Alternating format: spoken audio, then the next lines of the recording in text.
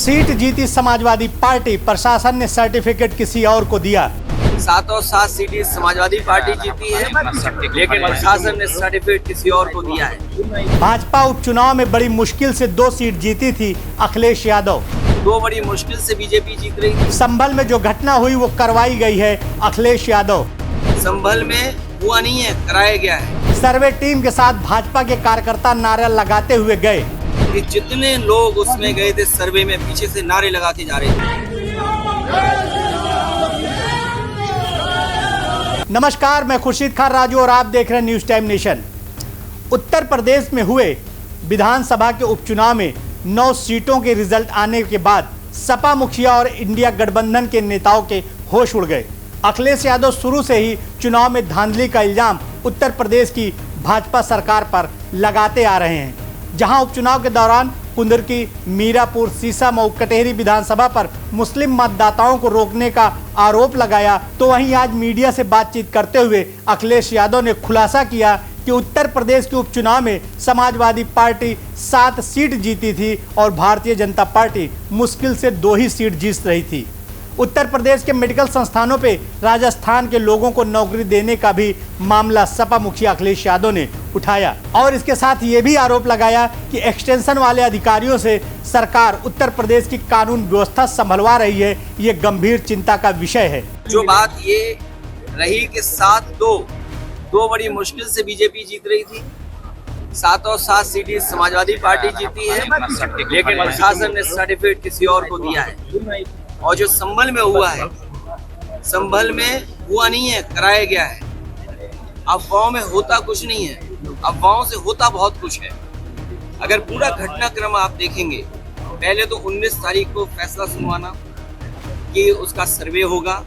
जब पहला सर्वे हुआ, किसी भी मुस्लिम पक्ष के लोगों को या संभल के लोगों को किसी को आपत्ति नहीं थी। पूरा सर्वे हुआ, लेकिन पता नहीं क्यों फिर दोबारा सर्वे करने का फैसला लिया गया और दोबारा सर्वे हुआ। अगर दोबारा सर्वे की बात हुई तो कम से कम वहां पे जो जिम्मेदार लोगों थे उनसे बातचीत करनी चाहिए प्रशासन। इशारे में सपा मुखिया अखिलेश यादव ने यह भी कहा कि इसी तरीके से काम करके कुछ लोग अपने प्रदेश से दिल्ली तक की दूरी तय करते हुए पहुंचे हैं। आज उसी रास्ते पे हमारा उत्तर प्रदेश भी चल रहा है और अंत में सपा मुखिया ने सुप्रीम कोर्ट से अपील की है कि सुमोटो पावर का इस्तेमाल करते हुए संभल में हुई घटना की निष्पक्ष जांच कराई जाए ताकि जनता के सामने सच्चाई लाई जा सके। लेकिन बातचीत नहीं की। और फिर जो सर्वे टीम गई थी, क्या उसमें बीजेपी के कार्यकर्ता नहीं गए थे? सच्चाई तो ये है जो प्रशासन छिपा रहा है कि जितने लोग उसमें गए थे सर्वे में, पीछे से नारे लगा के जा रहे थे। जो नारे लगाने वाले थे उन पे कितनी कार्रवाई की? क्या नारे लगाने वालों पे मुकदमे दर्ज हुए? क्या नारे लगाने वाले जो सर्वे टीम के साथ गए थे, क्या बीजेपी के कार्यकर्ता नहीं थे? क्या प्रशासन की आंख बंद है इस बात को लेकर के? और सोचिए, आप पीजीआई में जाइए, नौकरी कहाँ की मिली राजस्थान के लोगों को? आप लोहिया इंस्टीट्यूट चले जाइए लखनऊ में, वहाँ पर नौकरी किसको मिली है? राजस्थान के लोगों को। सैफई मेडिकल यूनिवर्सिटी में चले जाओ तो नौकरी किसको मिली है? राजस्थान के लोगों को। और फिर राजस्थान के लोग उनको बैठाया जिन पर प्रश्न लगता है, जो अधिकारी हैं वहाँ पर।